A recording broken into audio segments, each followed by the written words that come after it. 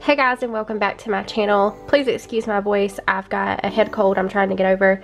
But anyways, I wanted to show you guys how I did this fake marble counter. This counter here was my test run and I like how it turned out, and so I wanted to film the rest of the kitchen for you guys so that I can show you how I did it.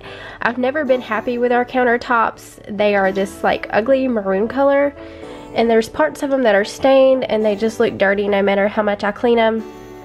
In our case, we can't afford the real stuff, so I went to Lowe's and I purchased 4 rolls of this contact paper for $6.99 each.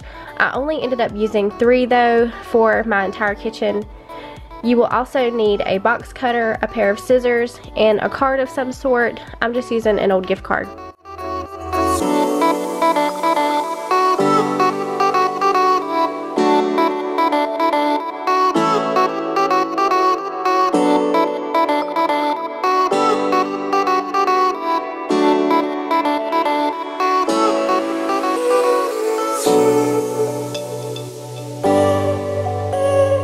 So to get started, I'm going to take everything off the counters, and then I'm going to take my Method glass and surface spray and just give them a good wipe down.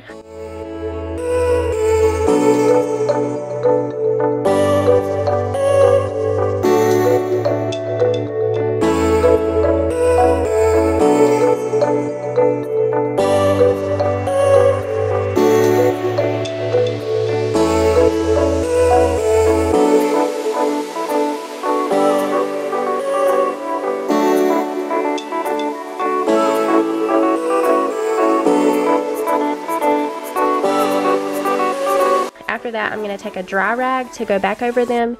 You want to make sure that you remove anything that may be on them, like dust or crumbs, because that will show under the contact paper.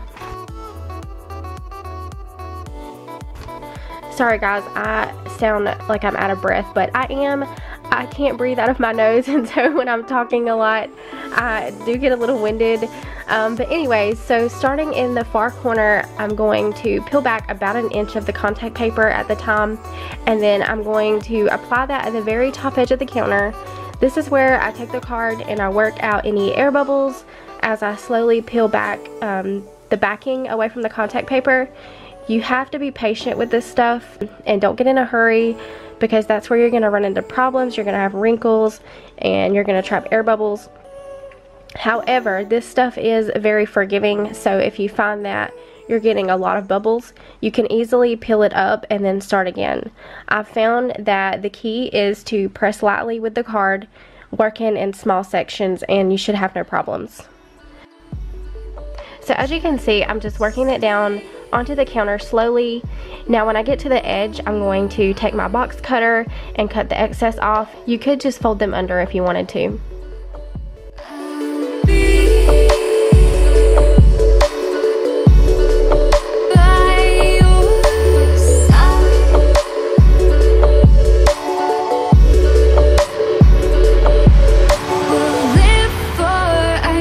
Some of you are probably wondering about contact paper in the kitchen, but it's supposed to be waterproof, and also if you change your mind about it, you can peel it right up without damaging your countertops, which means that it's also renter friendly.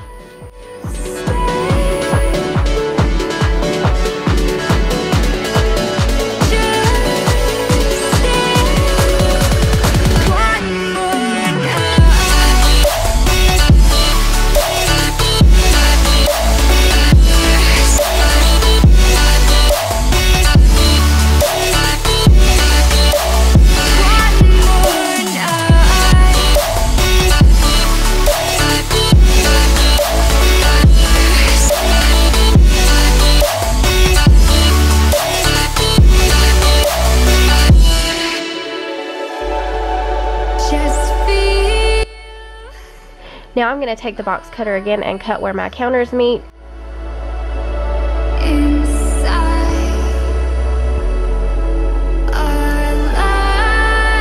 As you can see, I nicked the corner a little bit, so I'm just patching that up.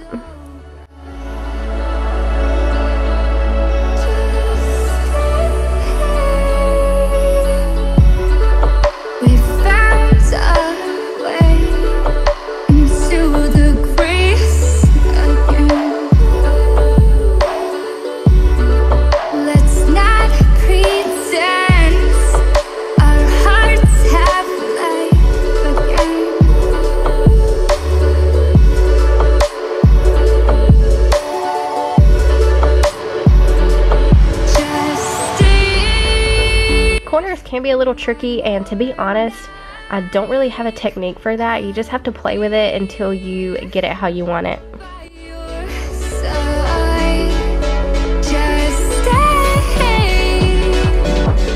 For the rest of the countertop, I'm going to go ahead and measure out what I need. Make sure when you measure that you cut more than enough so that you can make sure you have enough to cover your edges.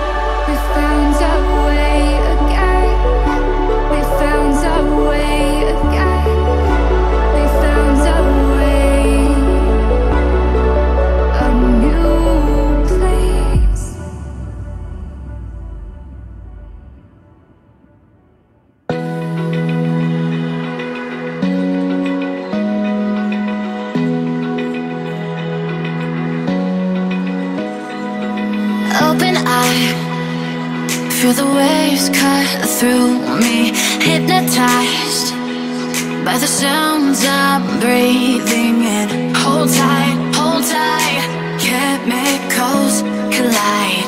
Hold tight, hold tight, hold tight. Dripping lights paint the skies, all because of you. Lights paint the skies, only you can make me move. You can make me move. Can make me move. You can make me move. Can make me.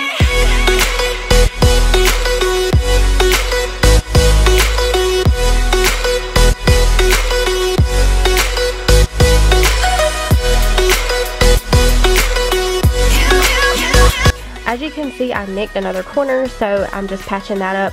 The good thing about this marble print is it hides little imperfections very well.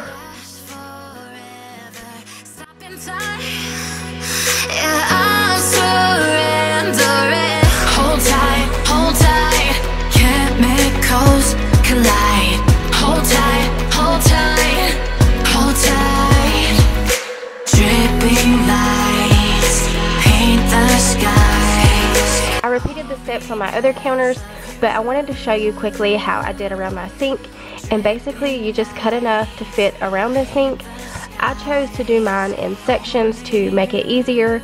Once you have it pressed down, just take your box cutter and trim around the edge of the sink, and it should come away nice and clean.